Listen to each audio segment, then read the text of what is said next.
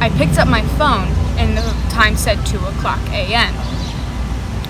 And then, so I went to go turn off my lights because I know that I sleep better if my lights are off. So I went to go turn them off, and right when my feet hit the ground, I felt really dizzy. And so I thought that it was just the humidity. I was really hot. Maybe I woke up really quickly and I just jumped out of bed pretty much. But I thought that it was just, getting up too quickly. But it was probably when the CO was starting to kick in, and I got really dizzy. And I had to I remember having to grab the wall and the bed and finding I think I just kept my hand on the wall, and I just was stretching to get to the laying down. And then I heard Mama, she started crying for Papa, saying his name, and she was crying. And then I was going to go comfort her. But I also know that if I were to do that, Mama, she tries to be strong for around anyone. She doesn't want anyone to see her cry. So I was like, okay, she just needs her time. Nice. She doesn't know that I can hear her, so I'll just let her cry. That's probably what's best for her. And so I just let her cry.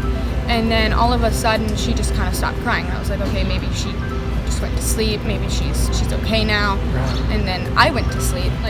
When we got out of the hospital and stuff, we were talking to my Uncle Owen and all of Mama's kids, and they said they found a picture at 2 a.m. Mama took a picture of her feet on her phone.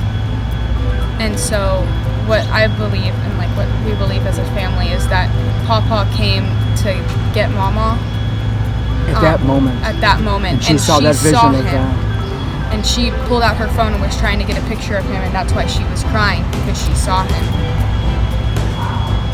She was fine. She had more faith than anyone that I know. And she told you she put it all what? She put it all at God's feet. And if she was ever worried about anything, she would just give it to God, and she'd never worry about it again. It was absolutely amazing. And probably trying to get a picture of him because she has such good faith. She's probably trying to prove it. What's the main thing we want out of this?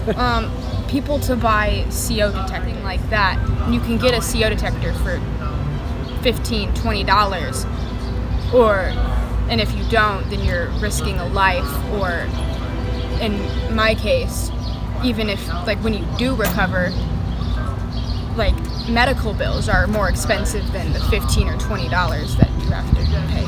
Every person in there we met in that hyperbaric chamber, they have one in their suitcase and they keep one in their cars, in addition to several in their homes. And if we could, I'm just trying to get the word out to anyone, because there have been several people I've talked to that said, yeah, I have them, but it's a plug-in kind, so I unplug it to put my deodorizer in, and then it never gets plugged back in. Or we have a battery-operated one, the batteries went out, I never put it in. And I said, it's worth it, because I said, A, save a life, or all of the trauma that she had to go through.